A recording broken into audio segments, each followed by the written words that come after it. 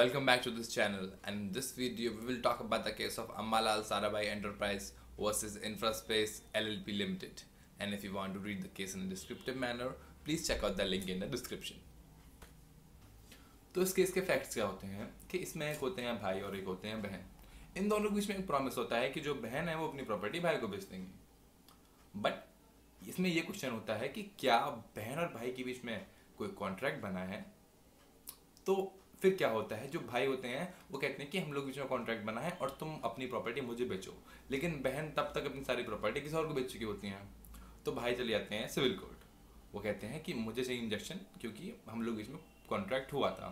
तो जो civil court होता है वो दे देता है इंजेक्शन भाई को, और फिर भाई के नाम में होती है प्रॉपर्टी। अब उतनी देर में बहन चली जाती है हाई कोर्ट। बहन ये कहती है कि मैंने ये प्रॉपर्टी अपने भाई को नहीं बेची है, मैंने अपनी प्रॉपर्टी किसी और को बेची है और उसके संग मेरा कॉन्ट्रैक्ट भी है। तो फिर बहन ये कहती है कि मुझको इंजेक्शन दे दो, लेकिन कोर्ट बहन को इंजेक्शन नहीं देता है। उसके बाद जो उनकी बहन होती हैं वो जाती हैं सुप्रीम कोर्ट।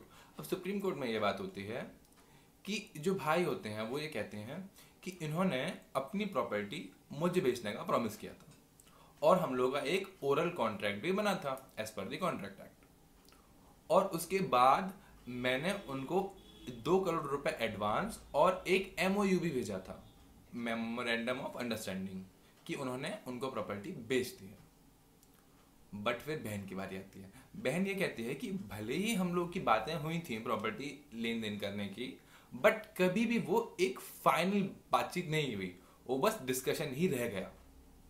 और फिर बहन ये कहती हैं कि उन्होंने जो 2 करोड़ रुपए भेजे थे वो मैंने अगले दिन ही वापस कर दिए थे।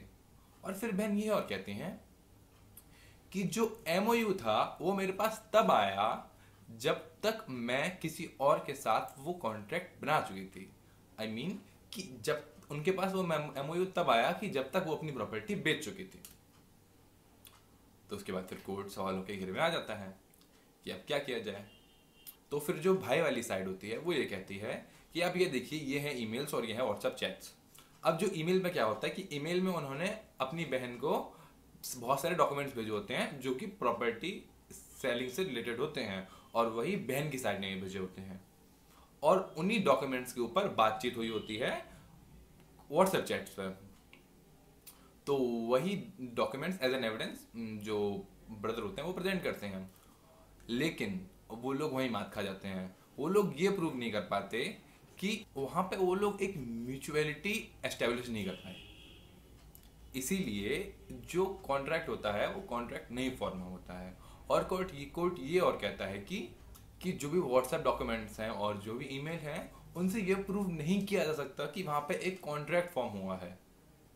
इसीलिए कोर्ट जो है, जो वुमेन होती हैं उनकी अपील अलाउ कर देता है, और कोर्ट जो ब्रदर होते हैं उनकी अपील डिनाई कर देता है और उनसे ये कहता है कि आपको इंजेक्शन नहीं मिल सकती। I hope you have understood the case. Thank you for watching this video.